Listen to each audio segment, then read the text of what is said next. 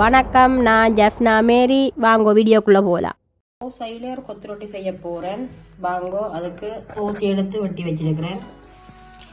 Carrot, Goa, least, வெங்காயம் எடுத்து வெட்டி வச்சிருக்கிறேன். 3 எக் எடுத்துருக்கிறேன்.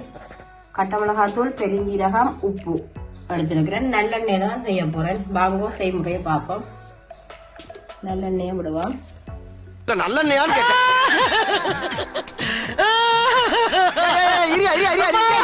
சுத்தமான நல்லெண்ணெயான்னு கேட்டியா?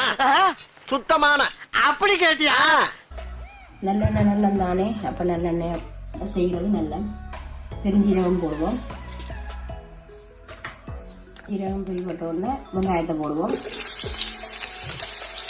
வெங்காயம் லைட்டாக வதங்கி வேற கரட்டை போடுவோம். அப்போ தான் கரட்டும் அவியும். உப்பும் கொஞ்சம் போடுவோம். அப்போ தான் கரட்டும் வெங்காயம் வதங்கும். கரட்டும் வெங்காயம் வதங்கிட்டு இப்போ எடுத்து வச்சிருக்கிற முண்டைக்கையும் விடுவோம். கிளறக்கூடாது, கொஞ்சம் அப்படியே விட்டுட்டு கொஞ்சம் இதாகணும்னா கிளறணும். உங்களுக்கு அந்த முட்டை இதெல்லாம் இதாகி வர நல்லா இருக்கும் பார்க்கறது. இந்த பாருங்க, இப்படி இது பண்ணிங்க வேண்டாலும் சரி, உங்களுக்கு பார்க்கவே செஞ்சுதானே. இப்படி இது பண்ணி விட்டீங்கன்னா சரி பாருங்க. இனி நாங்கள் டேஸ்ட் பண்ணிடுவோம்.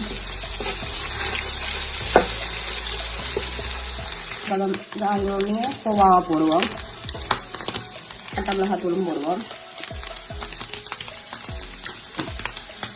எல்லாம் வதங்கிட்டு இதோட லீஸ்ட் போடுவோம்.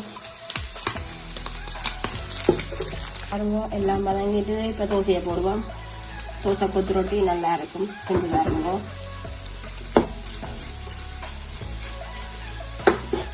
ரொட்டி கொத்து ரொட்டி மாதிரி தோசை கொத்து ரொட்டி இங்கே பாருங்க. தோசை மிஞ்சினா எல்லாம் கொத்து ரொட்டி மாதிரி போட்டுலாம் நீங்கள் சாப்பிடலாம், நல்லா இருக்கும். பாருங்க, செஞ்சு முடிஞ்சுது. பார்க்கவே நல்ல அழகாக இருக்குது. நீங்களும் வீட்டில் செஞ்சு பாருங்க.